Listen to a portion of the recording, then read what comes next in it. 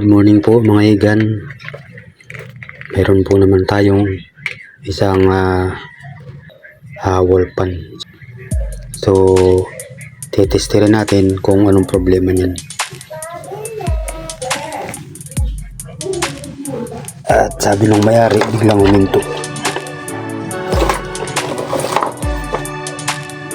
Yan, testirin muna natin.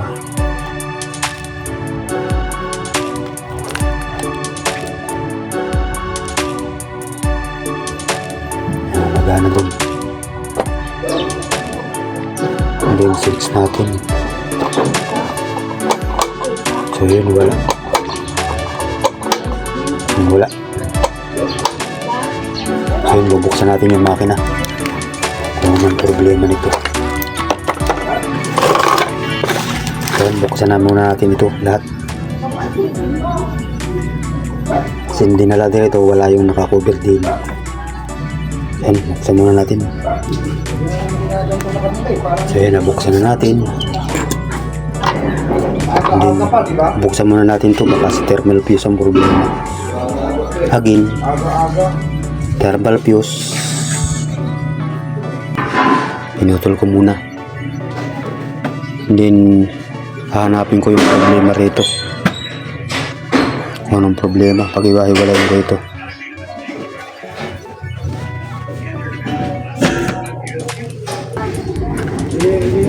So yan, titestirin natin yung pinakang thermal fuse niya. Ito. So yan, wala. Ibig sabihin thermal fuse niya. Wala. So dito mamaya titestirin natin. So yun mga igan, at ating titestirin itong kanyang mga linya. At ating nabuksan na. So dito sa pinakang ano niya, common, ito kulay black. And then ito yung kanya mga linya. So yung gumagana na po siya. Yan o, yung 1, 2, 3 nya. So yan, okay. Kasi medyo nag-itim-itim na po siya, yung mga gilid-gilid niya. Kumbaga may mga naputol na tulad nito sa linya ng capacitor.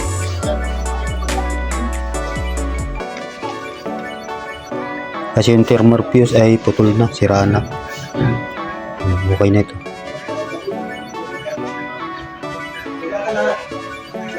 Ayan o, gumagana na siya. So iayos na lang natin, and then lalagyan natin ng tali.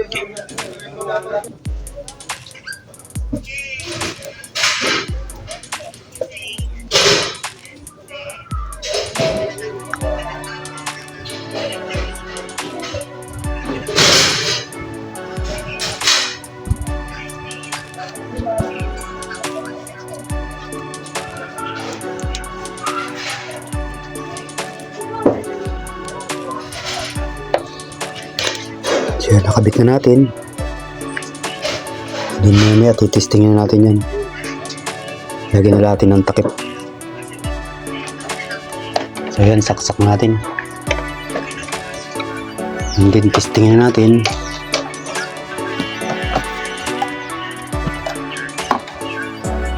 So yan, natin ang switch. So yan, okay na po siya.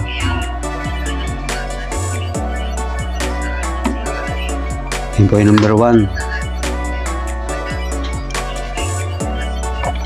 Number 2. Yan, number 3.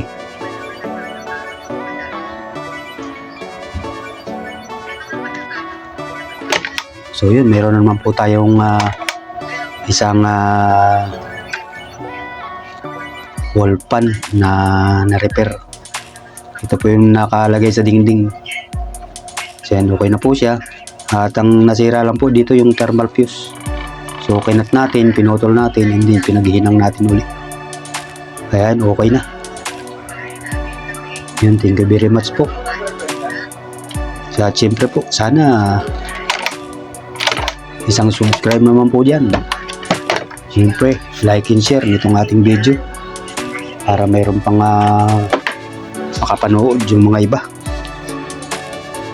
At siyempre paka-pindot na rin po ang notification bell natin dyan at nang lagi kayong update pagka mayroon pa tayong video i-upload sa mga video pa natin i-upload.